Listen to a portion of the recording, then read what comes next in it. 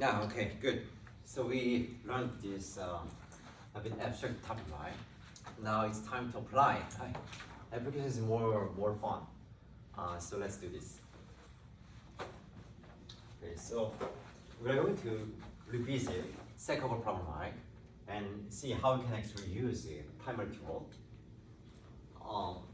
to analyze the algorithm.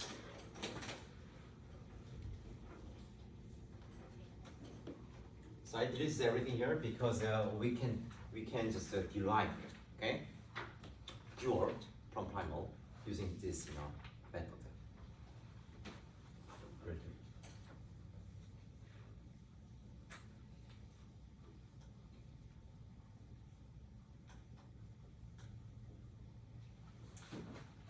Okay, let's quickly review set cover. So the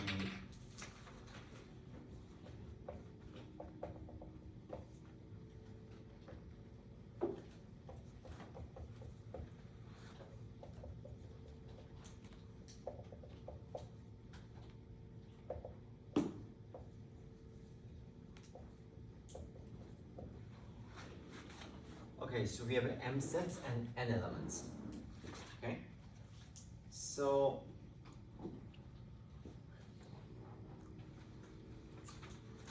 I just first thing is just write down integer programming to show how we can capture the problem using integer programming. And we are going to kind of massage that into linear programming. And we will try to apply primary theorem. Good. So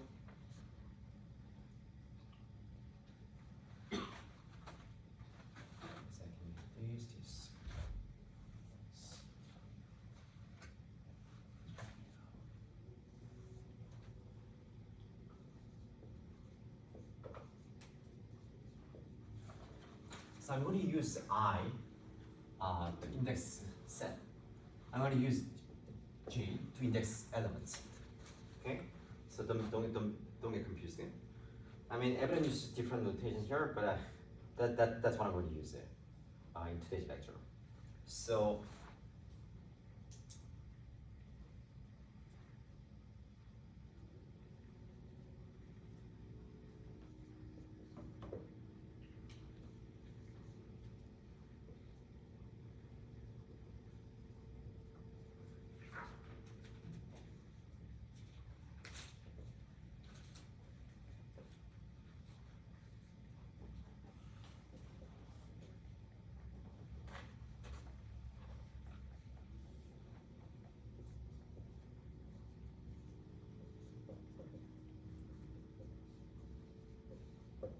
by the way, here this n, correctly, this implies its definition. It implies all the integers from 1 through n. Okay. So actually not this one here. So xi.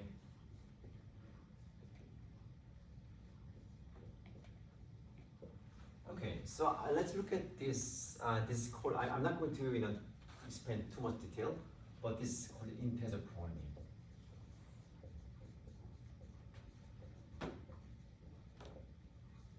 In the linear programming, we can set x, y, these variables, right, to any variables to any fractional values.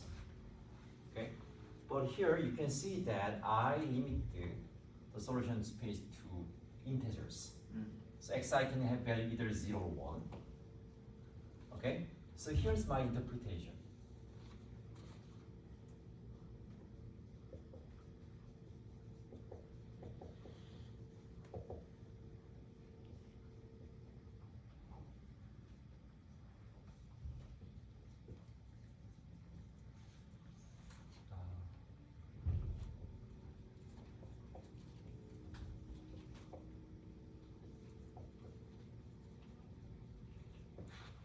So the interpretation is that if you choose a set Si, let's say that it's Xi is value 1, otherwise 0. Okay. Then okay, so that's for every set I, we have two choices, right? Either choose it or don't choose it. Okay. And then, okay, so then what's our goal? We need to cover every element, right? So let's take a close look at this. What does this mean? This xi. So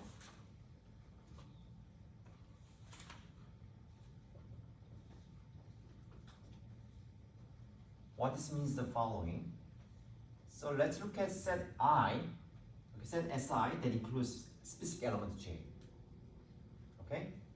So for such I, if I choose set Si, then this will become 1, right? So in other words, this becomes the number of sets chosen, including EJ. Okay, so how many? Okay, so there are some multiple sets that include J, but among them, how many sets did I choose? So we want to ensure that that's at least 1 because we need to cover every element, right? So that's this constraint for every element. So we need to choose at least 1 set. And the objective is very intuitive, right? Because whenever you choose 1 set, you have to pay 1 unit cost, right? So this is exactly the second problem we solve. Okay? So then the natural, obviously, we don't expect that you can solve this problem in polynomial time. This problem is NP-hard, right? So in general, integer problem is NP-hard. You cannot solve it in polynomial time. Okay?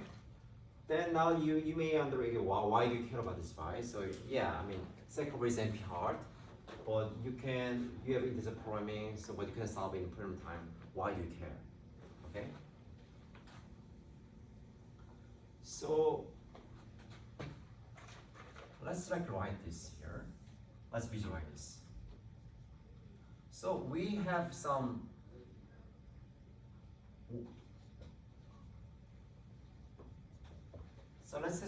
let's visualize the cost of our algorithm, the optimum solution, and so forth. So so we want to see where our algorithm's cost lies in this horizon, right? Okay, and then there will be somewhere there will be some optimum, right, solution. Right? So when you talk about approximation ratio, we are trying to see how far this A can be from optimum, right? But here's the problem, right? Because this is NP-hard problem, so I cannot compute this opt, right? I mean, I wish I could directly compare my algorithm's cost to the optimum directly. However, I cannot do that because NP-hard problem. I don't know where this is, right? So what do I do? So, okay, what I know is this, right? Let's call this IP. So let's call this IP, right? Integer programming. Okay. So when I put star, actually this is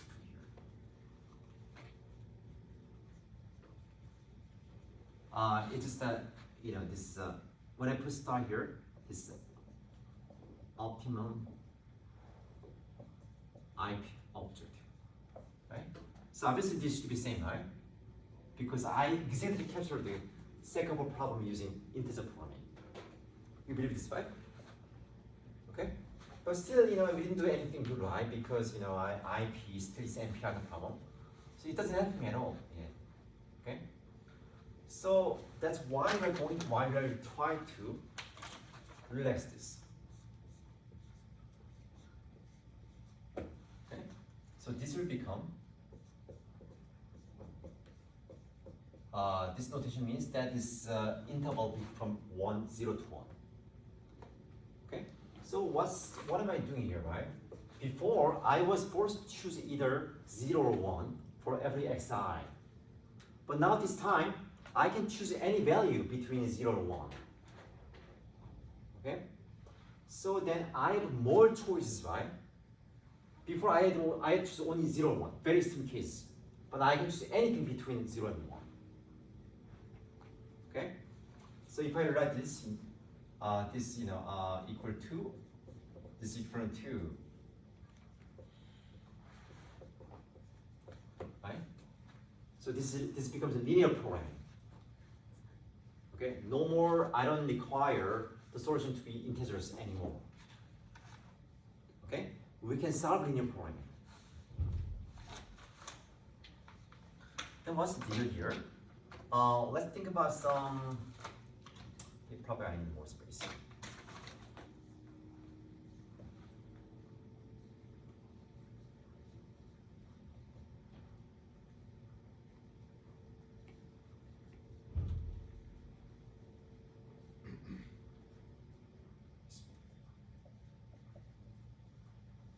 Okay, so again, I put star to emphasize that it's the optimum objective of the linear programming.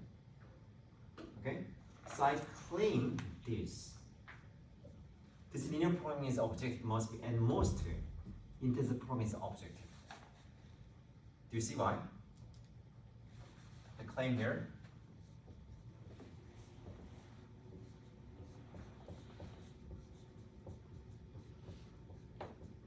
Linear programming can, the objective can, optimum objective could be, can only low bound. Integer programming is of optimum objective.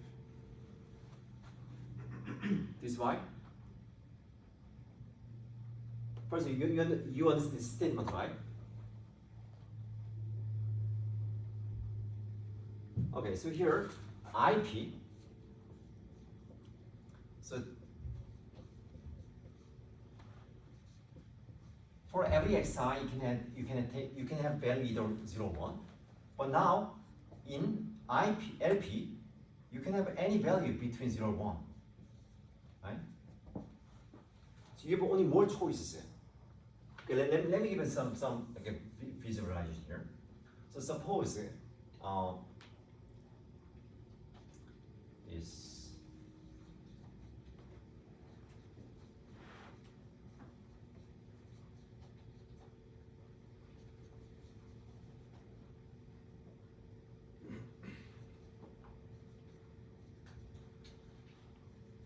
okay, suppose we have these two constraints, and we want to minimize x1 plus x2, right?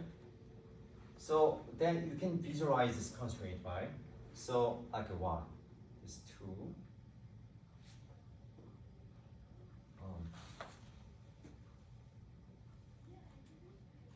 It's bad. I'm sorry, bad one. This is x1. And this is x2, right? So x1, x2, both are non-negative, right? So I can only look at this, right? And then, okay, this is 2 and 4, and this is 2 and 4. So this constraint will, yep.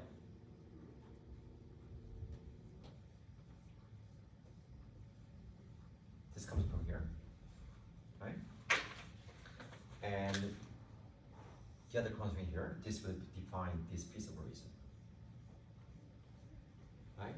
Because you have satisfied both, therefore, the feasible reason. I mean, this is the picture. This shows the set of feasible solutions. Okay, in the linear programming. Okay, so in the linear programming, you can have any value, right? But now in integer programming, you can only have value like this. I'm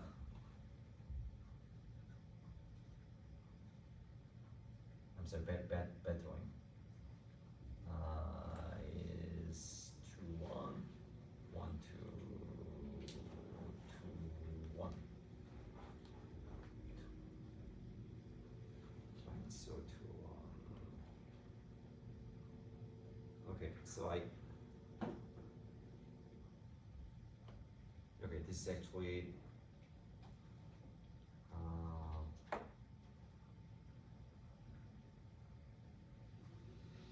okay. So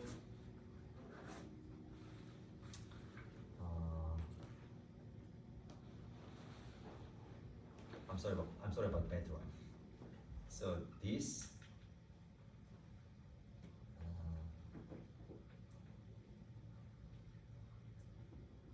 in this programming you can only choose like this in a grid points, right? Okay, but so either if you look at the integer programming, either you have to choose this or this to minimize your cost. Okay, because if you draw a picture, if you set x1 to x2, say like lambda, right? Then it'll be this lambda, right? So if you but in linear programming you are allowed to choose this point. Okay, but in integer programming you have a limited choices. Therefore, you have a So okay, the point is that here in linear programming you only have more choices. You can go further, right? Further down. Therefore, linear programming optimum can be only smaller than integer programming is objective, optimal objective. Make sense? Okay. So what did I do here? I found a way to low bound this optimum solution. Okay? I don't know where this lies because it's NPR problem. However, I found a way to low bound this. So I'm going to compare my algorithm's cost here. This one. Right? I can do that because I hope to that because I can compute this, right? Linear programming is not NPR. You can solve it. So if you can say that, hey, A's cost, my cost is at most twice of this linear programming's cost, right? So for example, say A's cost is say alpha times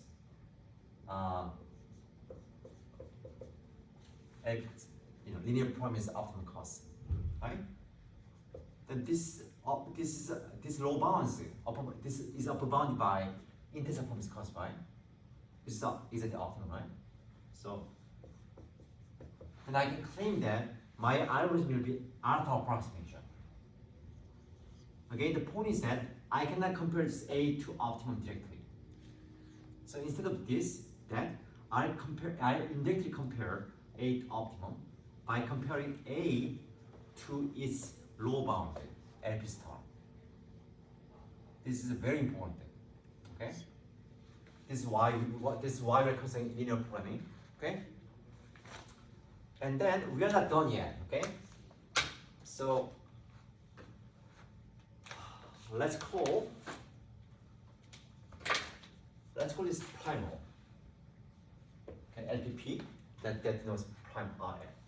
And then let's have LPP. I can think about this dual, right? We'll write this dual programming, linear programming, okay? We can do it. I write down soon.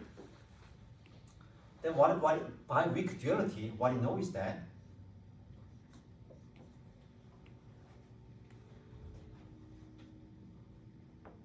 for any feasible dual, I know that it is at most LP prime, right? This is what you learned. Okay. So what you are doing is because even comparing A to linear programming can be difficult. So we are going to compare A to the dual linear programming. So we are going to compare this one. So okay, what's happening here? So if suppose why is important? Okay.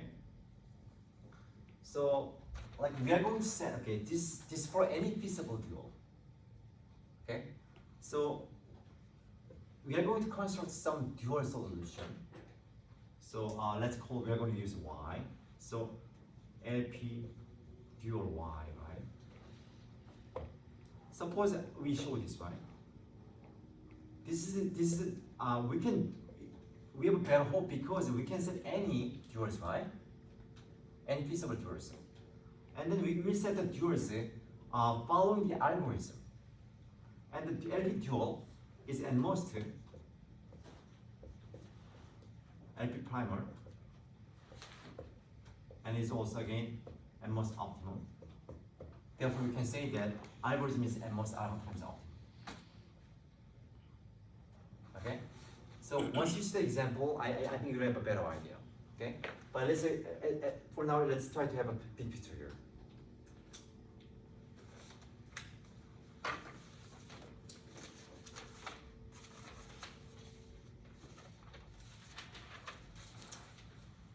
Okay, so I'll first write down the dual and explain why this is the case.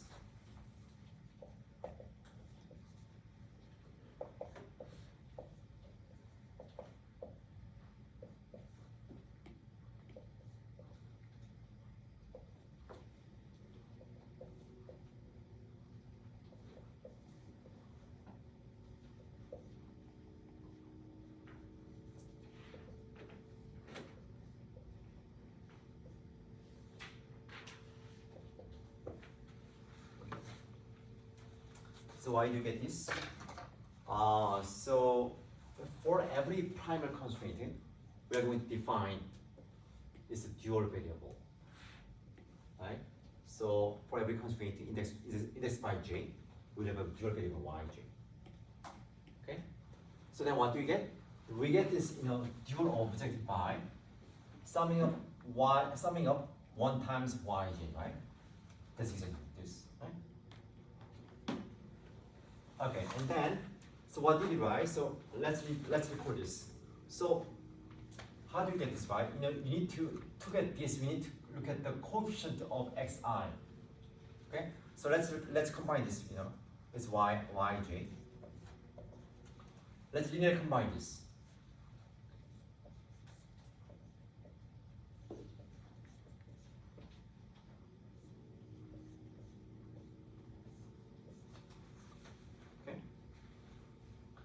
And by rearranging this,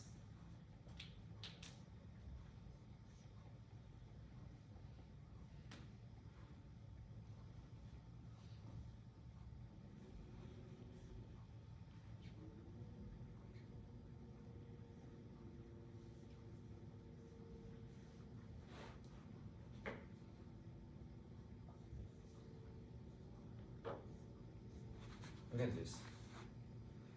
It's really the same thing here. Okay, so it's really counting way, right? So okay, for every j, let's look at the set. Let's look at the set inclusive. For every element j, ej, look at the set includes ej. Okay, or you can say, hey, look at any set. So it's like what if you look at this for the first time, it can be confusing. So this is like some I, right? So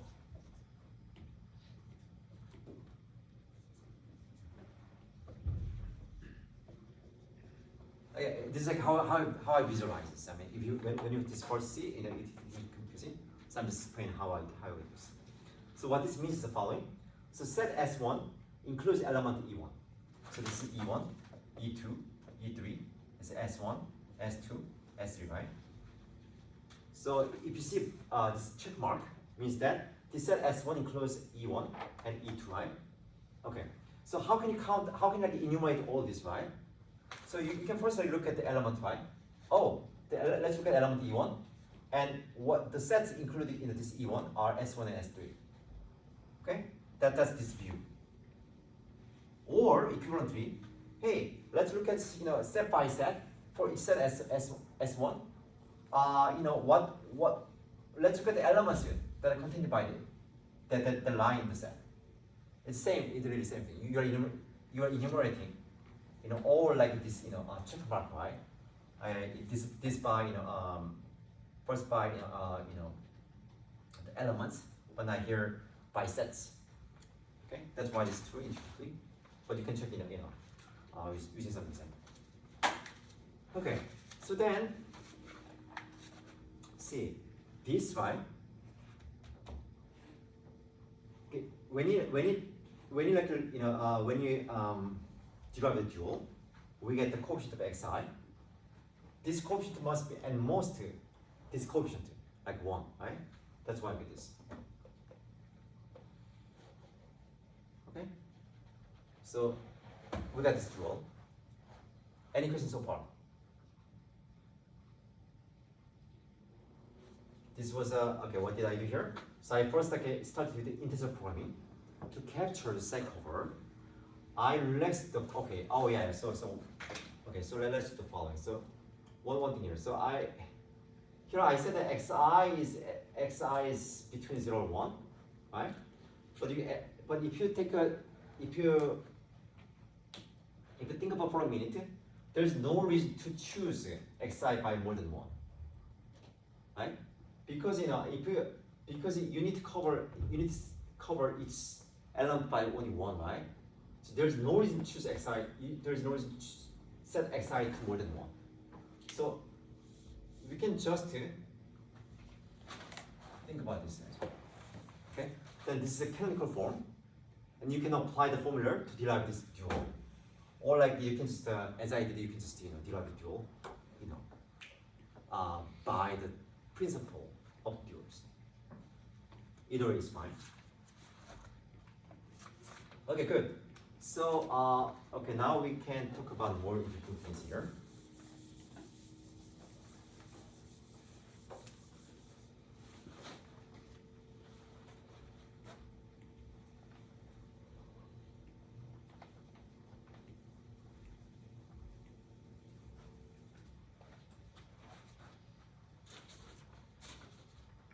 Okay, as a warm-up, let's do bound frequency case. This appears in section 1.3 in the textbook, David Williams and David Joy's book. Sometimes it's called bound frequency.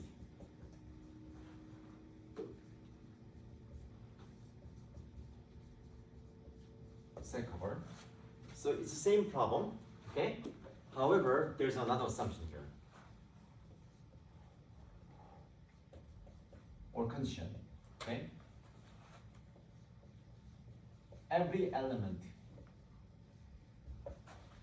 appears in at most F sets. Okay? So I do this, and I want to explain what this means intuitively.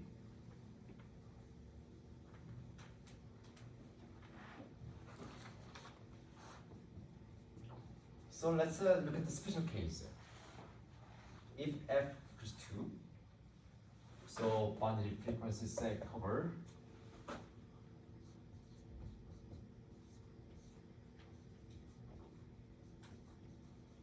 becomes vertex cover problem. Okay, so I just explain words because I mentioned this in the NPR in this session. So what is that?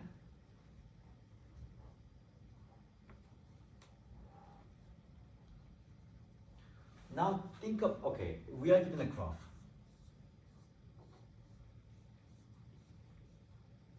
Right? So think of this, okay, now think of this, each point as a set.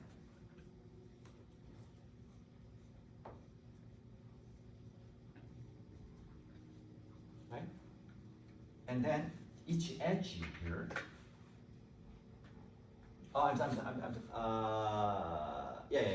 sure.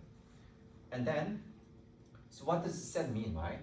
So let's call this like say E1, E2, E3, E4, E5, E6, E7, E8, E9, E10, right? So edges are elements. Okay? Then then S1 is naming all the edges instant on this S1. Okay? So S1 will be E1, E3, E2, right?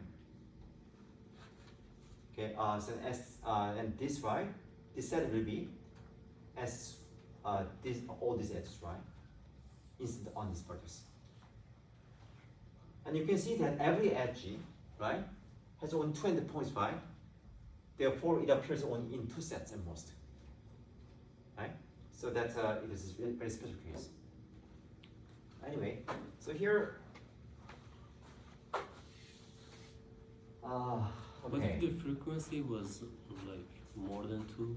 How you're going to show that? I'm sorry. What if the frequency was more than 2? Then it's not. Then you cannot explain. You cannot explain the bounding frequency case using this graph. You have to think about some hypergraph.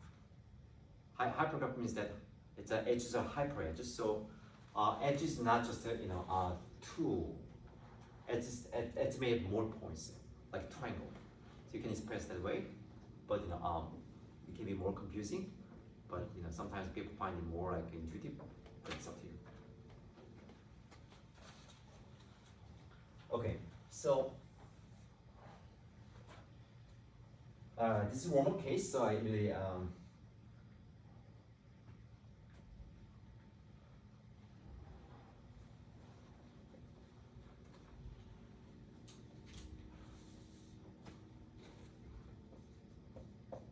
let's think about the following algorithm, right? So I want to give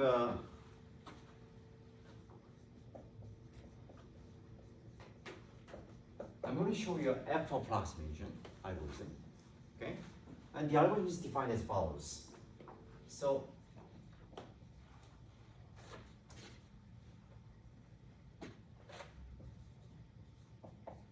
let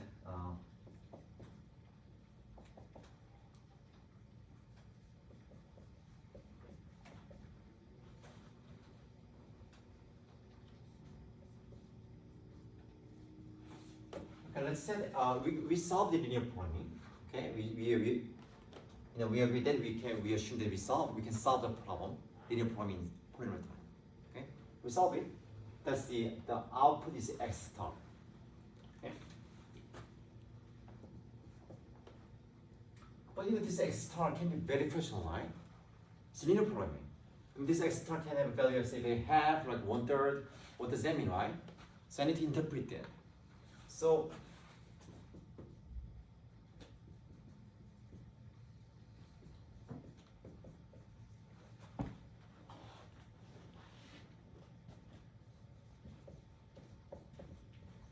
I'm going to define new variable xi hat.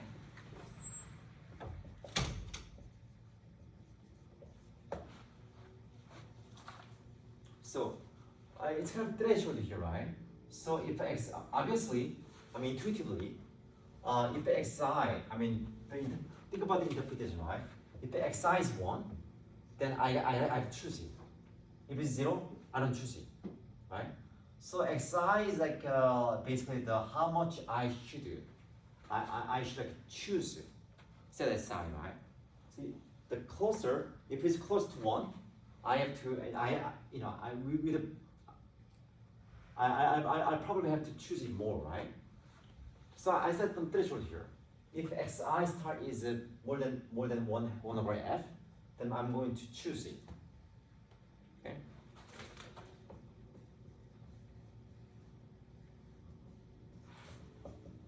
That's xi hat equals 1. 1 means that I'm choosing set xi. Okay. So what am I doing here, right? So given the fractional solution to the linear programming, I'm defining an integer solution, right? Which is the solution to the original second problem, right? Okay. Now I want to see that if this is a good solution for me, right? So I need to show that this is a F approximation, right? As I claim. Then I need to show two things, right? The first thing that I need to show that actually this is a feasible set cover. Namely, I need to show that I'm covering every element, right? Then I also need to show that I'm not choosing too many sets, okay? To show that it's F approximation.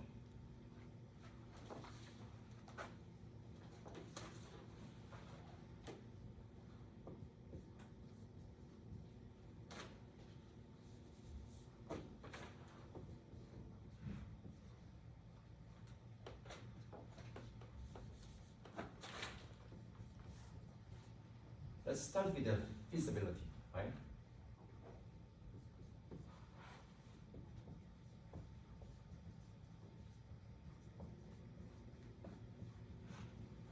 does this give a feasible solution?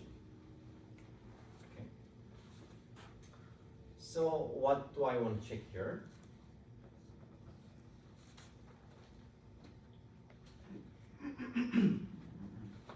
Okay, first of all, I know the following.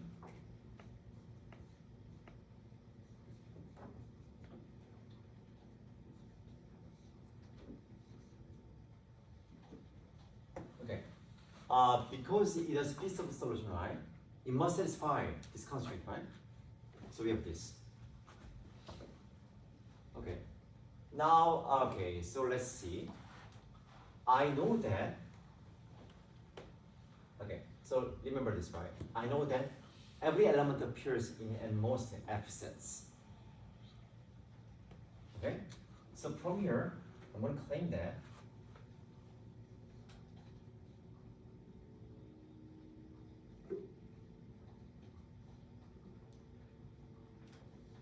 actually, I think I should have put this EJ. I'm sorry, EJ.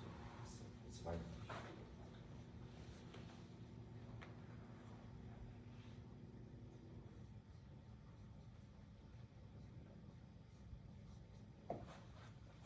Would you agree?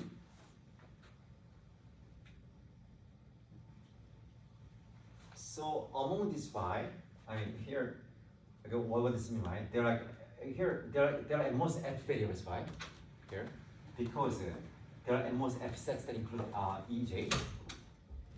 Okay, I mean summing of F at most F variables, right? Values is at least one, which means that at least some value must have a value 1 over F. Okay. Otherwise, it's not true. So let's call it I prime, right? Just I prime. Okay. Then of course F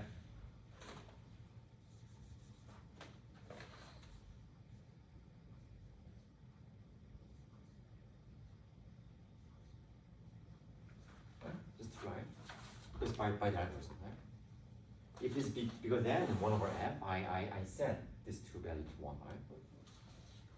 Good. And then because of this, right? So Si prime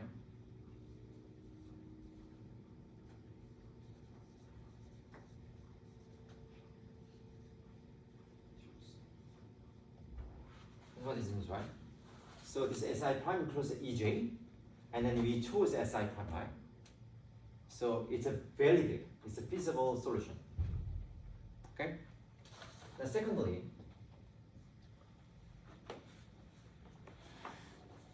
does X yield a F approximation? Okay? Now I think about if it's a good approximation or not. Okay?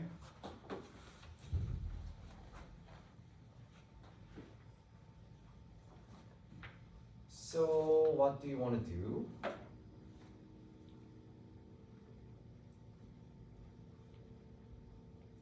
Okay.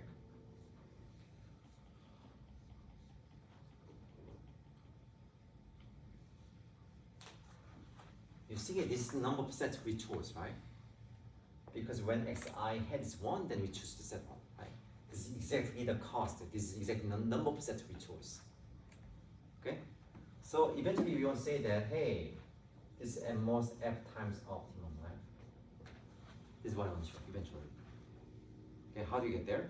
We're going to use the dual. Okay? Actually, do we have to use dual? I guess so. Yeah.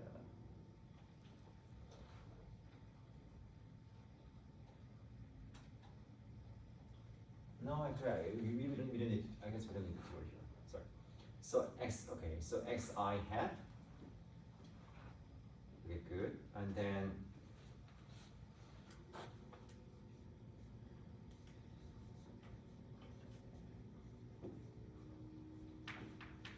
okay, would you agree here? Okay. So if xi hits 0, right? I mean this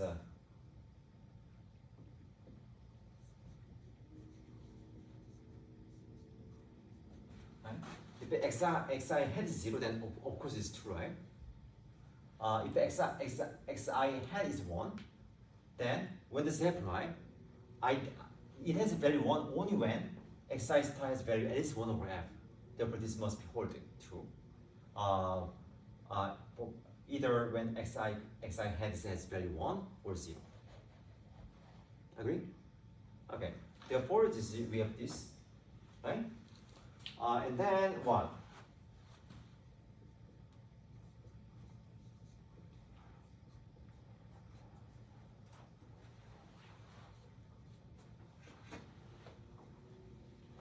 Okay, this is the optimum linear form solution, right? This is a LP P star, right? And this what? This low bounds optimum, right?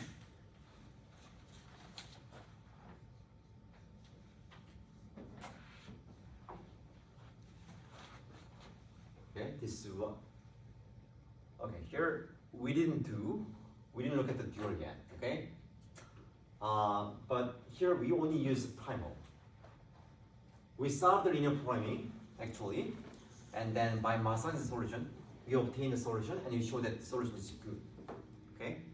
But we didn't look at the dual yet. Any questions so far? The next one is actually now we are going to see how we can use a dual, okay? That's actually more interesting case, but it's a bit tough. So I'll cover everything today, but if you I think I can do it in 20 minutes. So let's do it. I'll delete this.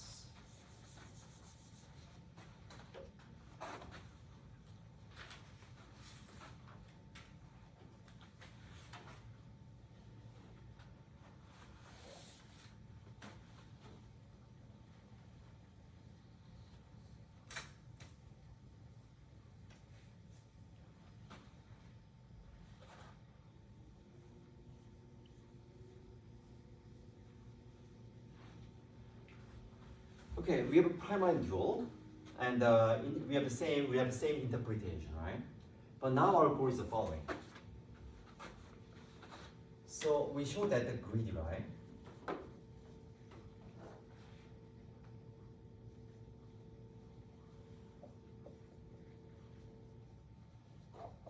We show this, right? But we are going to show that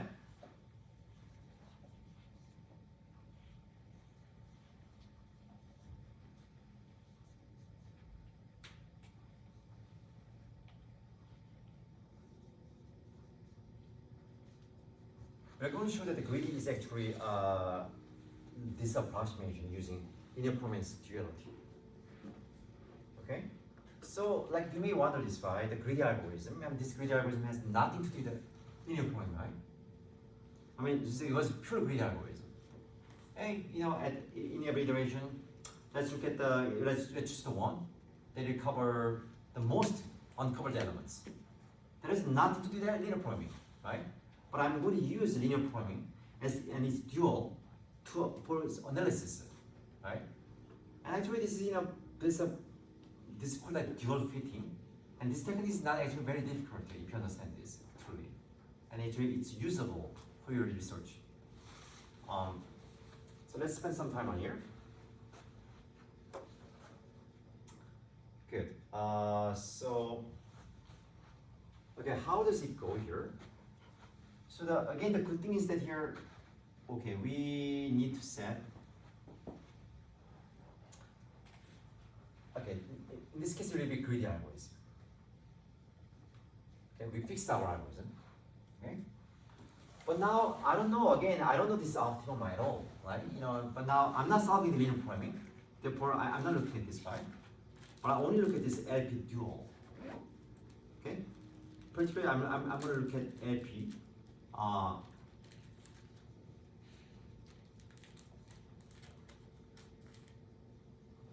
I'm going to construct some feasible dual solution, okay?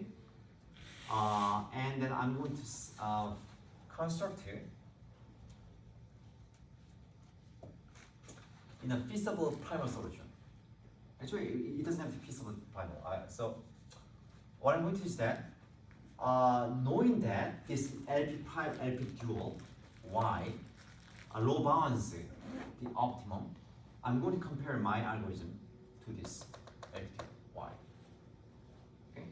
The good thing is that I can set y, okay, as I see fit, because as I see how the grid algorithm works, I can set y variables. So that's why we have a better chance to compare these two, right?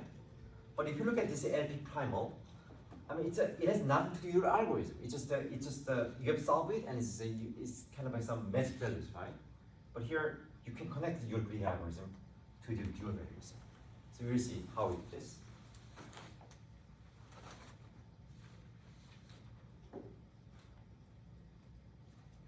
Okay, let's say that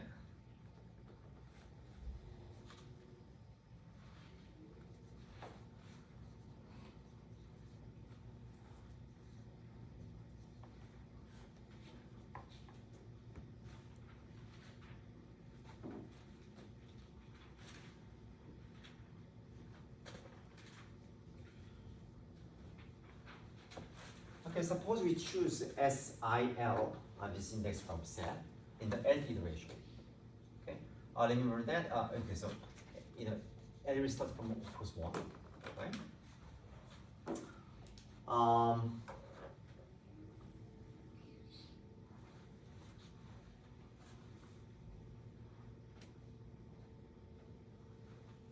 I don't have to, but I'm going to interpret also greedy algorithms, right? Using the primal LP. Okay, because that it's integer programming, it's linear programming, like really represents the second problem, right? So what I'm going to do is that when I choose, I mean this is very natural interpretation, right? Because this was interpretation, right? If I choose set Si, and I set Xi to 1, right? So that's the same thing. So I'm going to set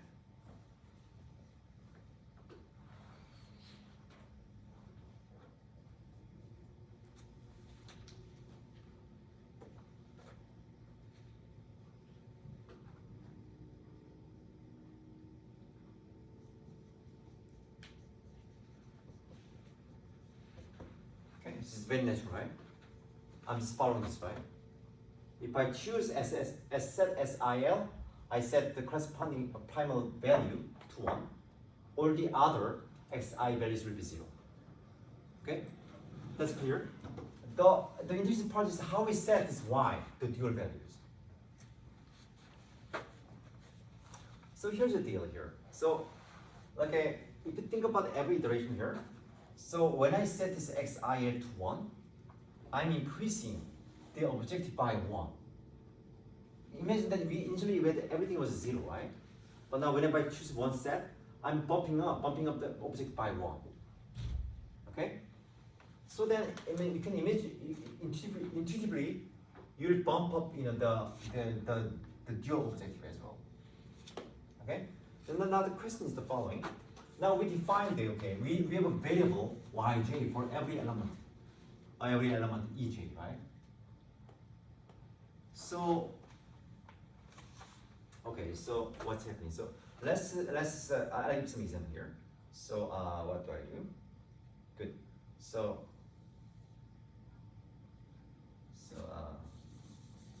let's do this some.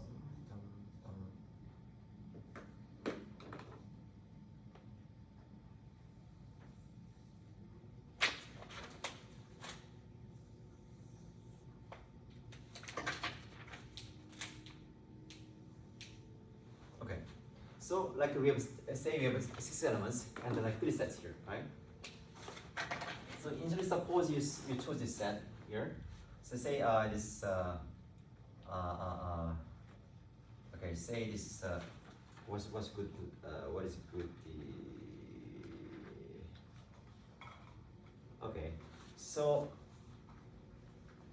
okay, suppose I first chose this black set. I mean I'm not there can be other sets, but I'm only showing these sets because these are the sets I'm going to choose eventually. So first, suppose I chose this in a black, right? Okay, and then it covers 3 elements, right? Okay, so when I choose a black set 1, right? In the first step, if you look at the primal, and dual, right? Okay, for simplicity, let's say this set index is 1, and this is S2, and this is S3. Okay? And those there are like many other sets. Okay? Then, by choosing this one, I'm saying this X1, right? 1, right? Okay,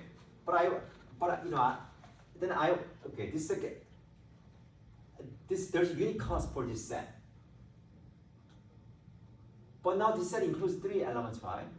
I want to distribute this unique cost among these elements. Okay, so what does this mean, right? So basically, I want to think about this this yj as a price for the element. Okay, so I can afford to pay unit cost for all these elements. I'm buying one set for of unit cost, okay, and then I can define some price of these elements. Okay, I don't know what the most nice way that I'll equally like divide the price. So I'm going to set this 1/3, right? Okay. And then good. So this and then okay, and then so 1/3, right? For every element here. And then now, okay, so now I'm choosing the set. Okay. So I set X2 to 1, right? But now I'm covering these 2 new elements, right? I'm going to set this. Okay. So now I'm buying this set at 1 to so I want to distribute this unit cost among these 2 elements. Okay. So it'll be F plus F, right? Lastly, by choosing to set S3, so I'm setting this S3 to 1, and then there's only 1 new element, right? So the element will take the whole cost 1. Okay, this is how I define y values, right? Is it clear? So okay, so let me write more formally here.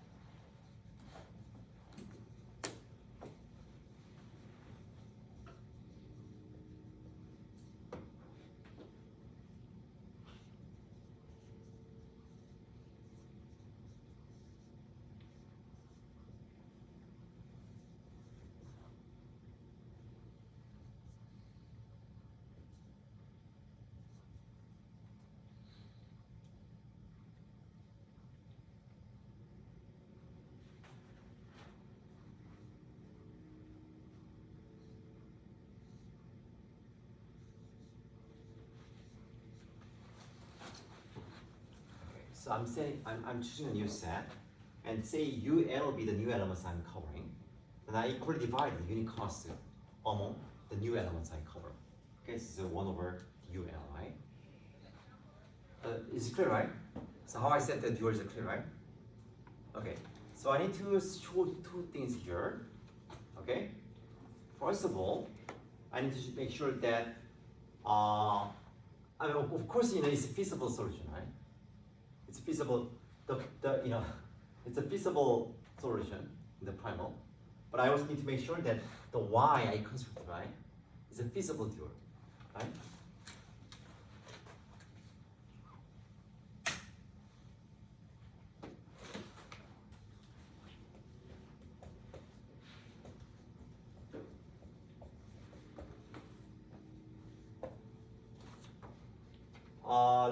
Let's see if it's feasible or not. Actually, it's not feasible. Okay, we need something here, but okay. So the thing is that here, if you look at only these sets, right, then yeah, I mean it's obviously satisfied, right? Because see, no, it's not true. So, okay, so what happens here, right? So I put set this to half and half here, and this is equal 1, right?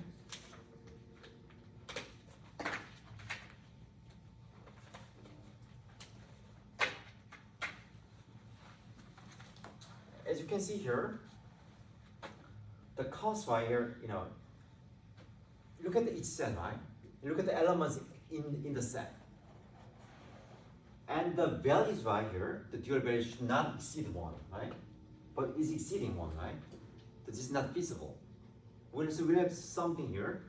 So we are going to divide this by Hn. Hn is this the nth harmonic number. This is 1 plus 1 over 2 plus 1 over n. This is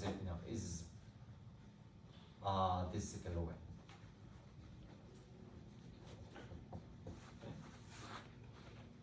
Okay, so we are going to see that if we divide this by Hn, like this number, then we are going to see that y is actually feasible. I'm sorry, I didn't put y. Okay, so let's see y is true.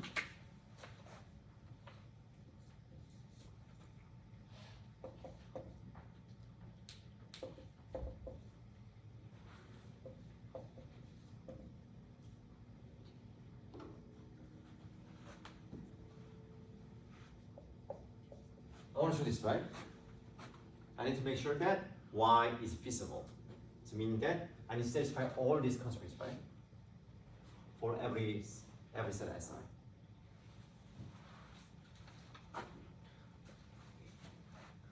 It really has a very nice interpretation, right? So to buy set 1, you have to pay unit costing. But y is like price, right? You can only justify buying, okay. Okay, so it's not concept. 1 is like the value, right? Value of the set. But you are going to buy the set, right? Only when the price you have to pay is less than 1, right? The value. It's a very natural interpretation. So, and then what do we do here?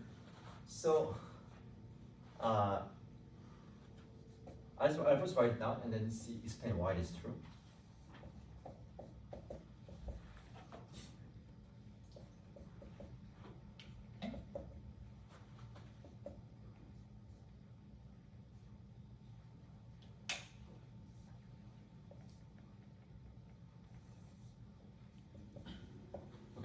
Let's see here.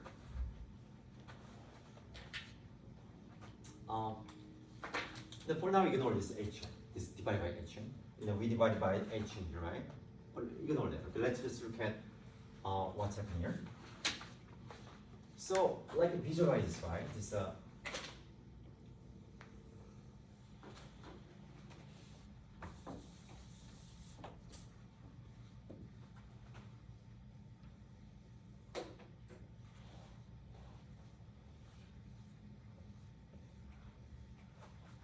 let's look at this. Let's say this set Si has 5 elements. Okay. Then eventually all the elements are covered right at the end, right? But but say at some point, right? At some point this. Okay. So, but like by rearranging the elements, right? Suppose the elements are covered in this order. Okay. Maybe I got the first 2 elements are covered by by some set. So let's say this as like I prime 1, right? And then next one is covered by say like this set, some set as like I prime 2, and then like next this is covered by say some S I prime 3, right? So eventually all the elements are covered, right? Okay, then, so now I want to show the following, right? I want to show that this cost, right?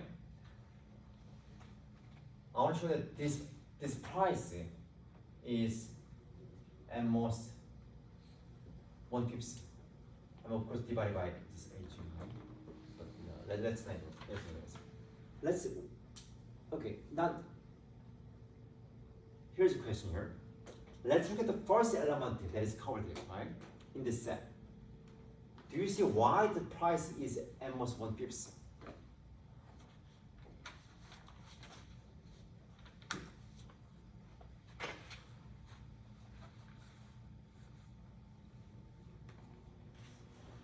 So remember the algorithm, right? So what's the greedy algorithm, right? So greedy algorithm is the following, right? I'll write the greedy algorithm.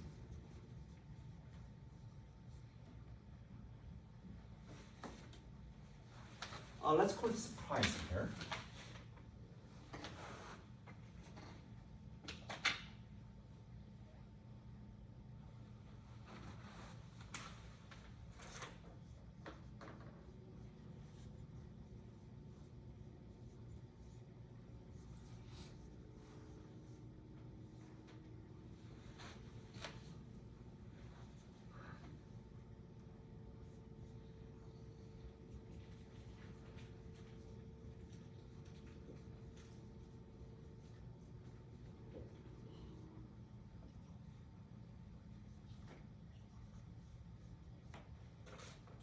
And then split.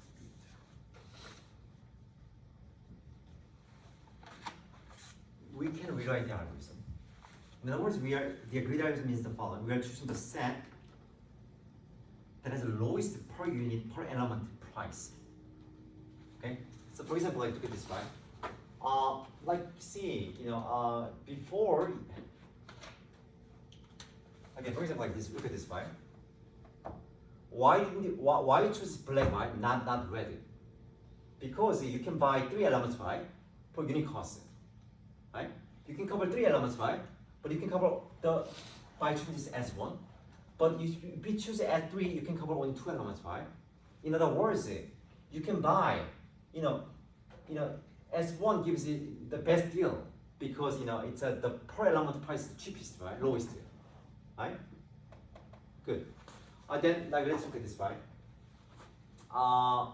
You had an option to choose SI. Okay, if you choose SI, then what's the cost, right, per unit, per element? It'll be 1/5, right? But the algorithm chose this set of SI prime, right? Because it can give you only better deal, right? The price should be only less than 1/5, right? But this H is just a scaling factor, right? So, okay, and then this is this example is like almost 1/5, right? And then next one. Now we have 3 elements left, right? You had a choice to choose SI, then you have to pay 1/3 price, right? Divided by HN, okay? But you chose this one because it gives a better deal, right? Therefore, this guy must be at most 1/3 price, right? Let's see. Using similar argument, it will be at most 1/2 and at most 1. Okay, have it all divided by HN. That's why we get this one. The first element. This is the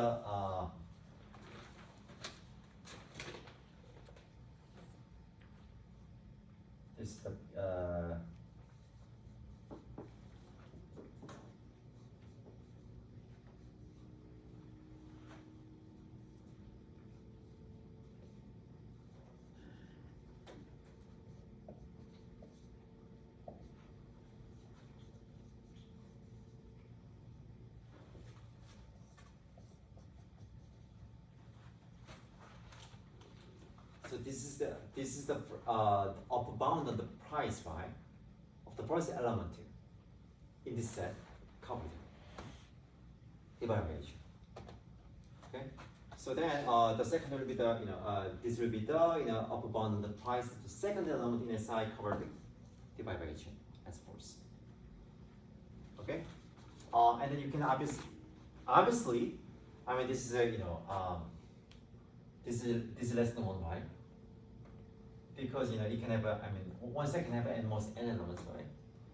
So this is nothing but H. The whole thing is nothing but what? H S I hat times SI size divided by H, right? it's summation of until the first I elements, right, in the harmonic term. This is n elements, the first n elements in the harmonic sequence. Therefore, it's n more small. Okay, we show that the whole. We show that all the constraints are satisfied. So y is feasible. The second one now is with this.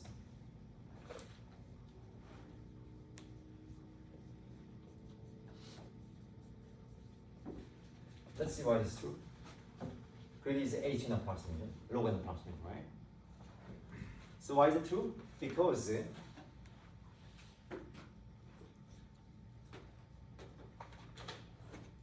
so actually I can explain worse. If you don't divide by hn, right? Then the primal and the dual will be the same cost. That's what it is, right? So when I choose set 1, I equally split the cost by on the new elements I cover, right? So when I increase the primal by 1, I increase the dual by 1.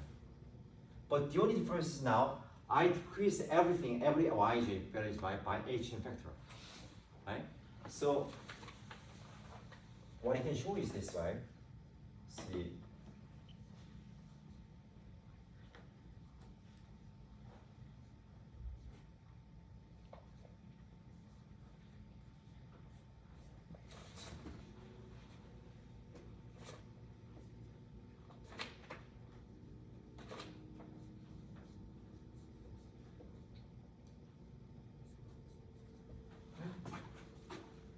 This is exactly what we're doing.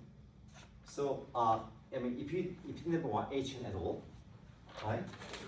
Then whenever we increase this by 1, we distribute the cost by among the new elements, right? So it is the whole, right? But I scaled the yj by hn, so just by scaling back, so it is still true, right? What is this? This is greatest cost.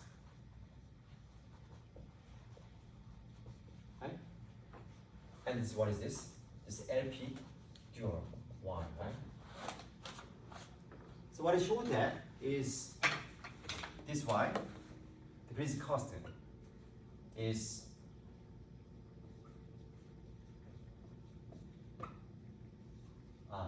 h. We show that this cost is at most hn times the LP dual cost we construct. Therefore, it means that it's a hn approximation. Okay, so I have to be more precise here. So greatest cost